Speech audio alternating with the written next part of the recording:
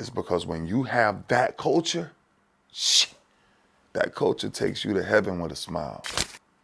I don't care how many times you win, nothing outdoes the first one. Yeah. He made people better. There's no greater legacy. It ends in New Orleans with me hosting a Lombardi Trophy. Hello everybody, welcome to a very special episode of the Decyfr Handoff podcast with me, Neil Reynolds. This week, an absolute legend, and he is a two-time Super Bowl champion, a first ballot Hall of Famer, one of the greatest NFL players who ever lived, the wonderful, the great Ray Lewis. Ray, let's start with growing up. High school through college. Was it always defense for you? I wish. No, it was, a lot of it was, back in the day, you kind of used to do whatever you wanted to do. Okay. We didn't have sometimes like a full roster. Right. So coach was like, play guard. Okay. You go play guard, And then I was like, nah, I like to run the ball. So, I started to mess around with kickoff return, punt return, and then I started to play running back a lot. From Little League, actually, all the way up. And then, now once again, like defense, go play end, go play linebacker, go play running corner, whatever it was. The roles of where I was going to end up, that kind of was never defined until I went to college. Did you, and maybe it's only when you look back, did you have a desire to be the best even from a young age? Were you always kind of pushing? Were you always chasing? Maybe you don't recognize that until you look back in retrospect now. Yeah. Is that how you were? Yeah, you know what? Football was such a getaway from the everyday circumstances. I don't necessarily think it was about being the best football player back then. It was just about being a better person, like trying to find who are you and what pushes you and what drives you, and if somebody knocks you down, do you get back up or do you whine or do you cry? And so that was kind of the test, way back in the day, and it was a test for a man, right? To see was you on your way to being a strong man, being a tough young man. So I don't necessarily think it was about, I'm going to be the best football player ever when I first started, because back then you used to just love it. I'm going to practice today. I used to be excited. So I think it was more on just me being involved in it, yeah. At that, as you're going through high school, college, did you like defenders around the NFL? Did you look at players who came before you? Or was that, again, more once you're in the league, you then have respect for those guys? Yeah, that came later. Yeah. Back in the day, unlike now, right? My television only had 3 stations. 2, 10, and 13 is all you had. And so you didn't have that. You didn't have a variety of people to pick from or games to pick from and things like that. So you were kind of locked in on whoever was in your area. And for me, that was the Bucks, Tampa Bay Bucks, way back in the day when they were really not good. No. And so, You're being polite now. right. But I think like 1985, 86, I started to travel to people's houses after church, and they would always have the games on. Yeah. And I remember in 86, my grandfather introduced me for the first time to Lawrence Taylor. He was like, I want you to watch this person. And I was like, wow, what's wrong? Is he mad? Or is that's just the way he wants to treat people? And my granddad was like, that's the way to play football. I was like, wow, really? So you just play pissed off? Yeah. And then he became one of my guys, and then one of my favorite guys of all time when I was young was Wilbur Marshall. Okay, yeah, the 85 Wilbur Bears, Marshall, yeah. I just thought it was just a complete dog. Back then, I was like, wow, where does that mentality come from? and things like that. Then I fell in love with Ronnie Lott and Roger Craig. I could go on for days. Right. Yeah. But that's the ones you've pointed out there. Yeah. And actually think about how destructive you were as a player. And I know you've mentioned this phrase to me before, want to be the first to the ball, want to hit. Yeah. I mean, there's a lot to your position anyway. There's a lot to playing in the NFL, but how much of it was desire and intensity and ferocity? Yeah. Once I got to like high school, it became really simple. You know, like the goal of coaches challenging you and watching how other guys responded was the first key that I had something different. You know, coach would say, we got sprints after practice. Every guy would be like, man, we got to do sprints too, you know? And I'm like, yeah, let's do sprints, you know? And then like, man, hush, man, why you always want to do sprints? Because I thought sprints was a mentality thing. Yeah. You know, I thought when you got to the end of practice, coach wanted to see who were you now. And so, man, when that started to happen, then I started to race people every day. It's like, let's race every day. I used to lose a lot, but I would never quit, right? And so I think that started to really influence the way that I attacked practice, saw training, or just thought about football, period. I just wanted to be the one that coach said, that's the person you want to be like, right? And Grady Maddox, my first high school coach, was the first one. My sophomore year, first game I started against Clewiston, he came back in and he says, I need 53 players like Ray Lewis. And I'm like, wait a minute, what? You know, I'm 16 years old at the time, so I'm like, man, this is amazing. Because Grady Maddox was a hard coach. Right. Like I had a lot of hard coaches. Like you really have to be doing something to really impress them. Got you. And so that was the first time that I was like, coach is watching. Yeah. So then it started to become a thing. And when I was in high school, like I say, ain't nobody beat me to the ball, period. Ain't nobody beat me in sprints, period. You may win the first 2 because you're just faster than me, but the next 8 to 10, you're not winning.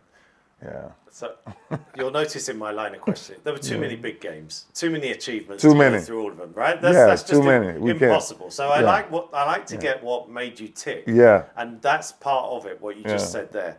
Also standards.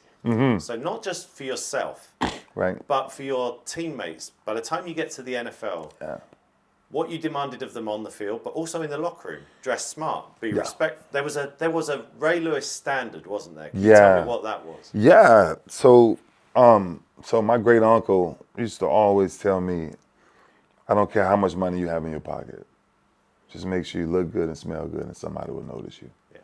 Right. Keep your pants pulled up, keep your shirt tucked in, you know, and be the person that you want somebody to say, I like that young man right there. And so that started to become my standard very quickly, you know, and then in the locker room, not even knowing, right, that I was going to become the leader so quickly, Grady Maddox saw that. He saw that, and he was like, I want you to talk to the team. And I was like, Coach, you know I stutter. I'm not going to be able to get it out.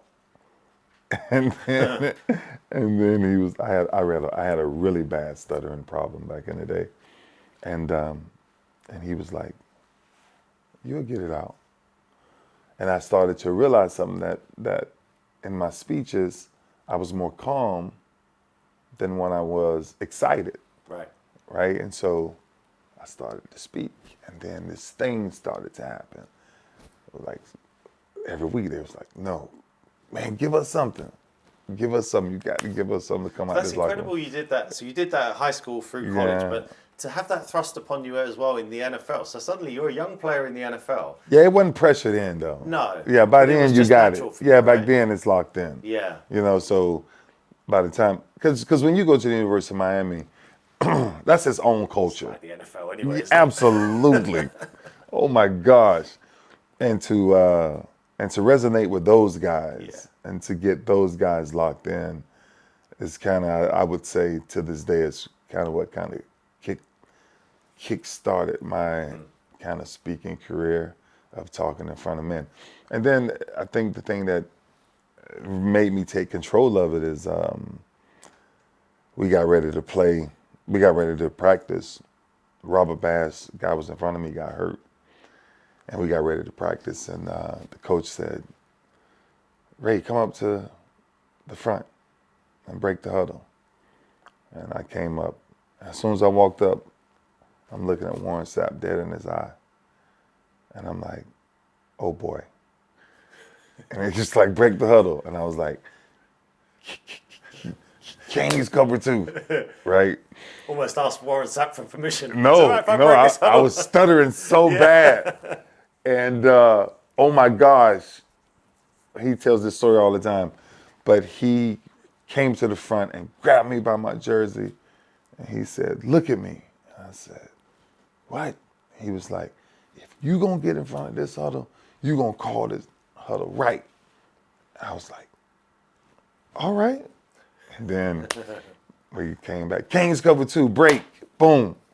Then I was like, all right, ownership. You gotta own it. All right, it's your position now. And then, man, from there it was just like, go. So I just took off. How much did you have to be so I talked about all the hustle. That's a part of it, right? Yeah. Destruction, ferocity. Yeah. You got to be a student of the game, though, still, right? It's the biggest thing. Yeah. It's the biggest thing. From high school, I always said that the reason why most of my opponents, the reason why most athletes never push the button is because they're afraid to go the extra mile. They're afraid to become a student of the game because a student of the game takes time. Yeah. It's a lot of hours. So when you think about a coach's schedule, right? And the joke is in the locker room, even back in school, it's like, man, you know how much film coaches watch all day? And then I used to say, yeah, I watch the same amount. And he's like, you watch film like that? Yes. Yeah, I want to know everything. So it was like interesting because back in the day, you was almost like pick that. You know, you was like, oh man, you be telling on people and stuff. You the coach's little kid, whatever. I'm like, bro, I don't think it's that. I think it's really just trying to understand what does it mean to know the entire game. I want to know the whole game plan. So at UM, it was like when I was one of the first freshmen to ever start at UM in a very long time. So athleticism was easy, right? Run around, do that. But knowing what you was doing, that was one of the crucial things at UM. If you had too many mental errors, you wasn't playing. Right. So that was like my first sign, like, this is fun, but this is also a learning curve that you got to be a student of the game as well. So student of the game for me is kind of what really drove me to want to always be the leader. Because I used to always say, I know every defense. I know what everybody on every defense does, period. D-line, D tackle, defensive end, left corner, right safety. And then throughout my career, I was just like, I want to learn more. Yeah, I want to learn why offensive coordinators draw up certain plays. And then in 1997, I looked at Marvin Lewis one day and said, I want everything. You know, and Damani Dawson was the person that inspired that because I could not beat him for nothing. Huh. That's when we was, it wasn't a rivalry. It wasn't a rivalry then, right? Because they were who they were, but we were just 2 years in the league. So it wasn't really a rivalry. But for me, Damani was so skillful that I got cursed out in meetings every week, every time we played them, because Marvin was like, if my middle linebacker is cutting half of my defense, I can't have a good defense. And so I was like, well, stop cursing me then and teach me how to beat him. I don't know how to freaking beat him. Right. Like I'm telling you, that guy is freaking good. Like he's climbing up on my angles so freaking quick. And then by the time he's up, but then it all plays in, right? Because if you don't have the right D-line, right, to keep people off you, and they can climb the charts that quick, you're going to have a long day as a linebacker. And man, he said, you really want to know that? You really want to know how to beat the Monty Dawson? I said, yeah. He said, meet me upstairs in the office every morning at 6:30. I was like, what? I said, you want me to come up to the office at 6:30 every morning? And then when I started going up there, it was the game plan. It was the defensive install. It was going through why we playing this defense, why we're playing it on this call, why we run that defense on second down, why we go to this on third down, why we go to this personnel, why we understand the offensive line is in 3 personnel, 3 wide receivers, 2 backs, 2 tight ends, right? Boom, boom, boom, boom. So every year I'm sitting there and I'm like, wow, what the freak? Like I was like, every guy should know this. Yeah. Like why They don't always talk about players having certain size cups where they can take the information. Right. Sounds like you had a bucket. Right, everybody didn't. You were like, Everybody, pour it in the bucket. I was like, give me everything. Nigga. My bucket is big. Yeah. But it was a fun thing for me to absorb that and then go back to practice, process, and share. Right? Because as the middle backer, you have to be able to get everybody on the same page to have a really great defense. Right? A lot of people think having great defense is just being a lot of great individual play, but it's really not. It's communicating enough to where everybody's on the same page. All right. I said I wouldn't pick out games, but I'm going to pick out 2. Pick out a game. Pick out 2. Well, let's pick out 2 that you got a ring for. Let's pick out 2. It's a lot. Well, let's do the 2 Super Bowls then. All right. Either end of your career, really, in a way. You know, the 2 different teams as well. 2 totally different teams. So the first one, I saw a quote from 2000 Ravens. You end up the MVP. I mean, it was unfair what you did to the New York Giants. Let's be realistic. It was unfair. Trent Dilfer said that team had substance over style. What was it like the first one? And I guess that whole team was just gritty the whole way, wasn't it? A lot of people on that team was pissed off. Okay. A lot of people. And that team was built by the integrity of men to never let each other down. Right? And then that's why I think the game, right, kind of takes a hit on that now, right? Because that team, we would die for each other, literally. Like you had to. It's hard to find something that special. You know, I had a speaking yesterday in New York to this financial advisors and dentistry and all these different things. And it's almost impossible to get them to understand the belief in one another in that on that team in particular. Yeah, because unless you're in there, It's- so like when you say you die for each other, to me that's just a phrase. You think it's a phrase. To you? It's life, right? I'm never letting Rod Woodson down. Never. Yeah. I'm never letting Tony Siragusa down, right? Rob Burnett, Michael McCrary, Chris, C-Mac, Dwayne. It was different. Yeah. It was different. And this momentum started to pick up to where coaches, Marvin really started to understand, I don't need to coach them. I just need to unleash them. Yeah, and then it was Like a pack of dogs. It was. It was a pack of lions, man. Yeah. We was asking him, Coach, you gotta let us go. Like, and man, when he got to a point to where he realized that team was more prideful because of ownership inside of each other than the wins and losses. Yeah. And that's why when offense or whoever was struggling at the time, we never wavered. We was like, it doesn't matter. You can't score.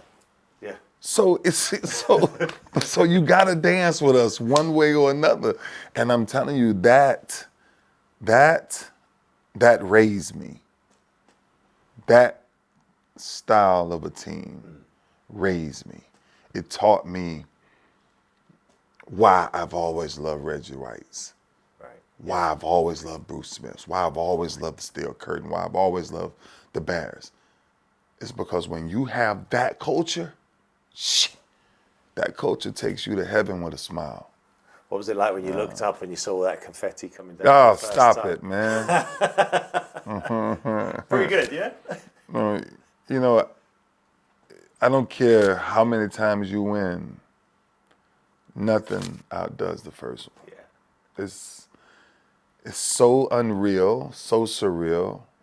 And I think, once again, one of the people, and it was so many, but to respect Rod Woodson the way I did before I was able to play with him, and to watch the water bubble in his eyes after we won that chip. There's a lot of memories that I could tell you about, but that one right there will never leave my memory. So every time confetti drops, my head tingles. Still feeling Because remember, it's one thing about winning is one thing. How you win is a totally different perspective. All right, well, let's go to that then. Yeah. We'll fast forward to 2012. Yeah. So I'm not even going to start at the Super Bowl. Yeah. The summer of 2012, you came on a visit to the UK. And if you remember, I looked after you. We were together course. doing all the different bits. Yeah. You said, we're going to schedule these things to do this outside of my 4 workouts. Yeah. You were going into whatever that year was. And 17. 17, you were what, 30? 37. And you're working out 4, and I was like, Ray's working out 4 times a day, Yeah. and you were on the bike, you were doing a lot of cycling, and then we see why it paid off, right? And Yeah. that run, and also that run, everyone knew you were retiring. It was like a movie when you think about it, wasn't it? It is a movie. Just this time, there's no action. There's no cut. There's no break, right? Like, we were that team building up in 09, 10, 11. We were that team. We had the right mix, right, of wisdom, talent, grit, heart, commitment. It was all there. And we knew that. We knew that. So I think what makes that one, I'm going to take a personal page out. What made that one so special is because you watch movies, right? You watch the ending movies, like, oh my gosh, that's such a great ending. You know, he comes back. And, Doesn't happen in the NFL. Right. It just doesn't. It's not supposed to happen in the NFL. It rarely does. Right. So, like, when I tore my tricep against Dallas, I was like, People thought you were done. people thought a lot of things for a very long time. But that was the thing, right? The thing for me was I wanted to do something that will make sure I'm remembered forever. You see? And when I got my tricep popped, I was like, Lord, you're gonna test me like this? Like, this is a tough test. And to go through what I went through, wow, to even be sitting here, right? Because I knew that I was not gonna come back 100%. So I knew most of that run was on faith, right? It was on me trusting God that although my pain was unbearable at times, the mission was bigger than my pain. So when I saw that look in the guy's eyes, because 2011, remember, we lost the AFC Championship in New England after punching them in the mouth, right? So we're like, but then I said in that locker room that day, we will be back here and we will finish this. Now, I didn't know we would have to finish it up under the circumstances. Lights were going to go out. But it's a lot, man. But that Super Bowl run, that run, if you wanted to wrap up my career in 4 games, that was probably one of the greatest runs I've ever been on in life. Because of that team started to get a sense of what we had when we was in 2000. Then it turned into this thing, like, it doesn't matter. Good play, bad play, missed field goal, missed tackle. Next play. You have to beat us, right? And then I remember telling Steve, God don't make no mistakes. You see? And when I came back and told John, I said, look, I called Ozzy and I said, don't put me on IR. I think there's one more run I got. And then when I went in there with the guys and told the guys this, that day, I reflect on that day more than I reflect on my career. Because I saw how genuine men's hearts were to watch a general call his last dance. And Jesus. Yeah, I just thought not only God was on, God don't choose sides in football, right? But he has favorites of people that he have a relationship with. And God showed me something, and I wanted to share it with them, that the road does not stop in Indy. It does not start with Indy. It does not start with Peyton in Denver. It don't start with Tom, and it don't start with Cap. It ends in New Orleans with me hosting a Lombardi Trophy. That's what I seen. Yeah. From listening to you there and from what I saw at the time, Yeah. you could have asked those 52 other men on that to stand on their heads for 5 days straight, and they'd have done it. Right? Is that how it was? To do anything. Because that moment, I've never, being in that room and announcing that day and saying, this is it, guys.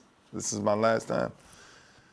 And man, one of my favorite coaches of all time, Clarence Brooks, CB. I remember looking at CB, and CB, I never saw CB cry. And I was like, oh my gosh. Like, what did I do? I'm like, what did I do? Like, man.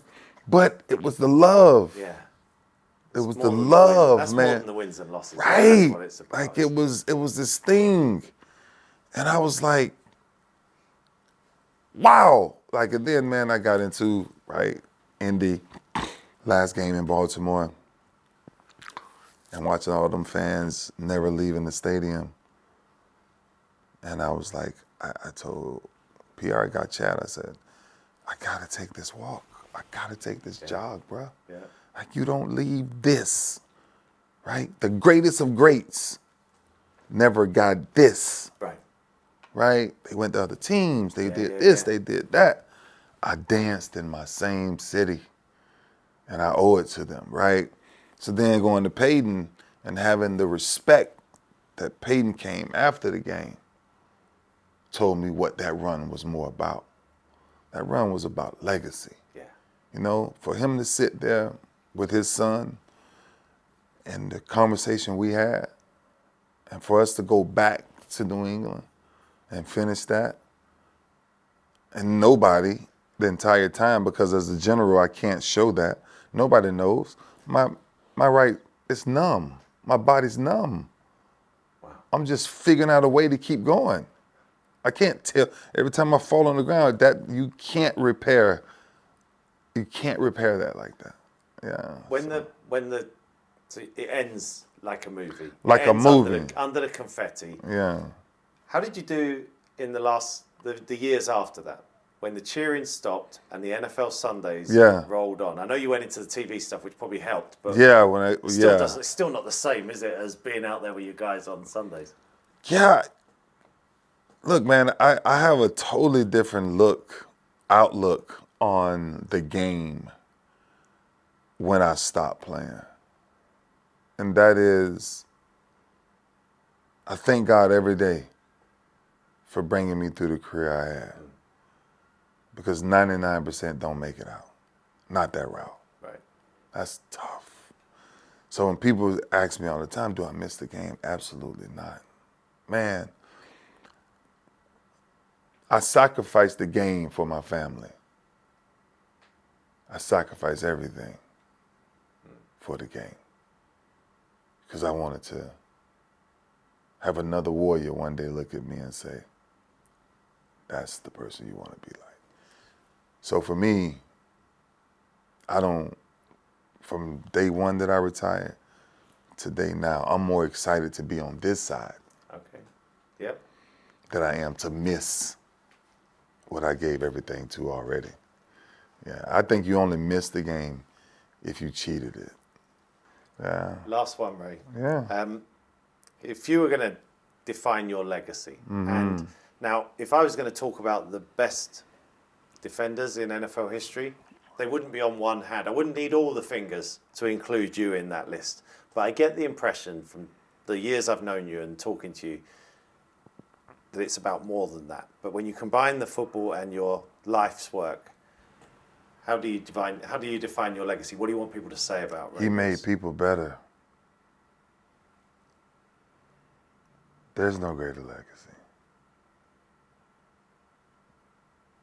God says the two greatest commands is to love God with all your heart and to love your neighbor as thyself.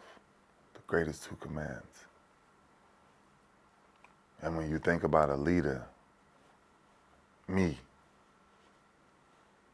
the thing that resonates with my soul the most is when someone says, you changed my life. You changed my perspective. You gave me hope. This kid I talked to yesterday,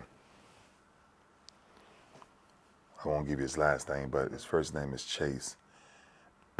He's 13 years old. And his father, 2 months ago, committed suicide. And I have about 16 and 17 of these kids that I talk to on a weekly basis.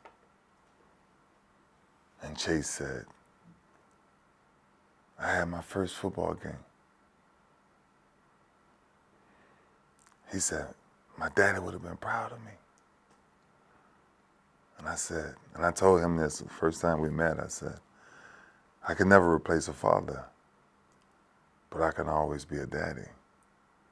And I am proud of you. And he said, you're really proud of me?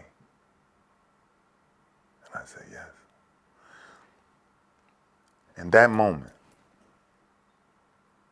I knew that I was fulfilling my purpose on earth. To give people like Chase, to give people like Pedro, another son of mine who doesn't have parents. Life is hard. And for a man in particular, life is very difficult. So if you ask me to sum up my legacy and how I want to be remembered, he was for the people. He is the people, you know? So football may come and go, but there'll be a lot of great football players. But when I'm done, whenever the Lord brings me home, I tell people all the time, don't cry. Because there's enough people experience who I really was. Yeah. Privilege, Ray. Absolutely. Always a privilege. Appreciate you, man. Thank you. This is your man, Ray Lewis. If you don't do nothing else, check out Decyfr Sport.